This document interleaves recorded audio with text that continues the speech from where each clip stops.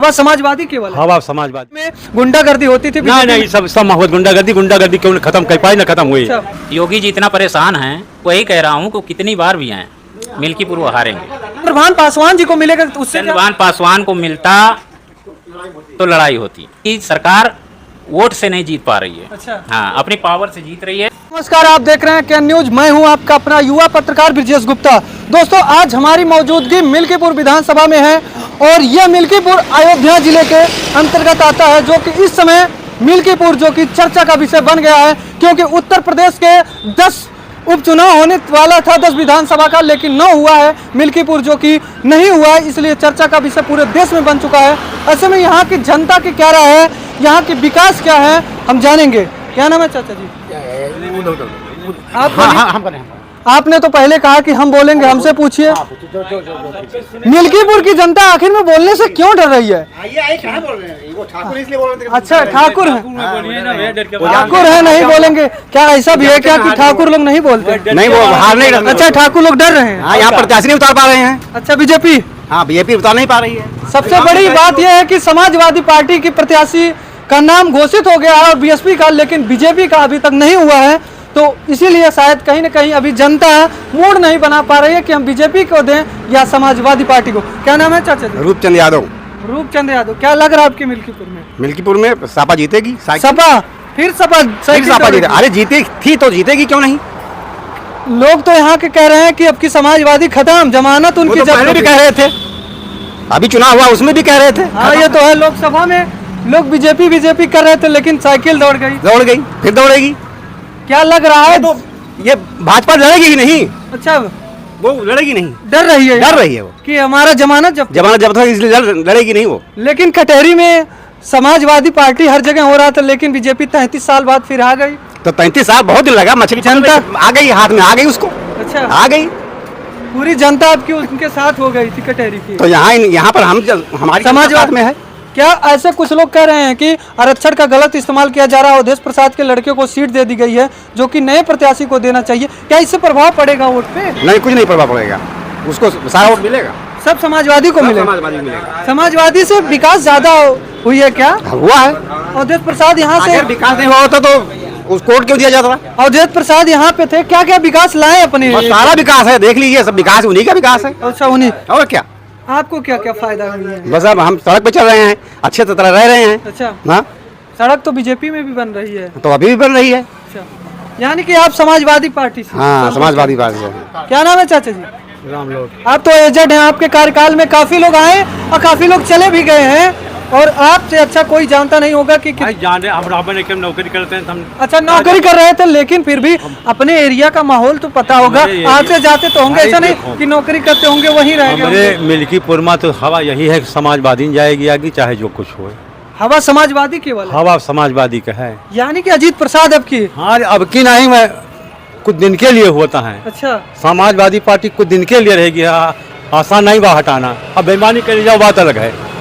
और देख रहे हैं इसी मिल्कीपुर को जिताने के लिए घूम रहे हो आप ही, हम जान रहे हैं इसी मिल्कीपुर को जिताने के लिए उत्तर प्रदेश के मुख्यमंत्री को जिम्मेदारी दी गई है जिताने की। अरे तो लोग मंत्री रहे हैं। अच्छा, मंत्री नहीं है, संसद नहीं है। अरे वो मंत्री थे, ये मुख्यमंत्री। जैसे कोई जिम्मेदारी उनका पूरे उत्तर प्रदेश की जिम्मेदारी है। अच्छा, मिल्कीपुर का लेता है ना, उनको सबको देखना चाहिए।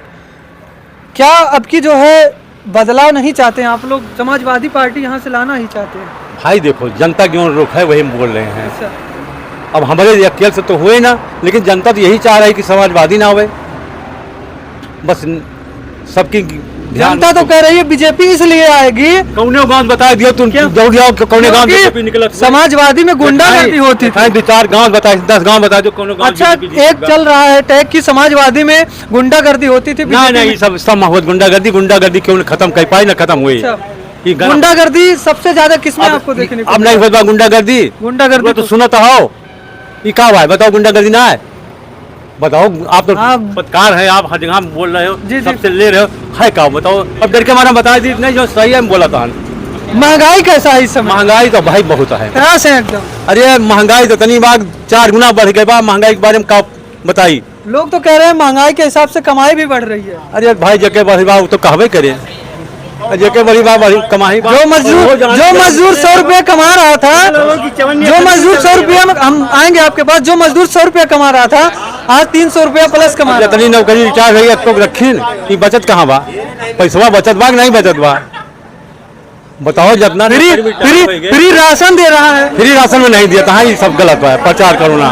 फ्री राशन ये काशीराम से जब नारा लगा तब से लागू हुआ इंदिरा गांधी ने। राशन तो कांग्रेस के समय से है, लेकिन फ्री राशन दे रहे हैं। फ्री देते हैं 15 रुपए, कौन बड़ी वाली तीर मार देता है, 15 रुपए राशन देता है, बहुत बड़ी तीर मार दी। काहे उज्ज्वला योजना, गैस सिलेंडर लाई गरीब। अरे दोनों जरूरी बा, जियावत क्यों माफ कर दी कर्जा, कांग्रेस कर्जा माफ दी, उजियाले दे दी। बीजेपी के कार्यकाल में गरीब भी 5 लाख तक इलाज फ्री करवा सकते। अरे ये भी योजना है। हमें मालूम बा कि इलाज के पैसा काटत बा। अच्छा, यानी कि सब, हाँ क्यों यहाँ अनपढ़ नहीं है, सब पढ़े लिखे, सब सुनत है, जानत है कहाँ जात बा कहाँ नहीं जात बा। अब आप सब लोग प्रचार चाहे जो भाई करा दिए हुए। यानी कि चाचा जी केवल समाजवादी कह रहे हैं कि मिल्कीपुर में समाजवादी आएगी। ऐसे में चुनाव का परिणाम जब होगा, आएगा सामने, तब पता चलेगा कि साइकिल दौड़ी है या कमल खिल गई है। दुकानदार हैं भाई साहब, क्या नाम है भैया? श्याम सिंह। श्याम सिंह, क्या लग रहा है मिल्कीपुर में परिवर्तन आपकी है? चाचा जी कह रहे हैं बगल में कि समाजवादी पार्टी में बहुत नहीं, परिवर्तन ऐसा है कि योगी जी इतना परेशान हैं मिल्कीपुर के लिए। जी अभी आप कह रहे थे कि बार बार आ रहे हैं, बार बार आ रहे हैं, तो मैं वही कह रहा हूँ कि कितनी बार भी आए मिल्कीपुर वो हारेंगे मिल्कीपुर।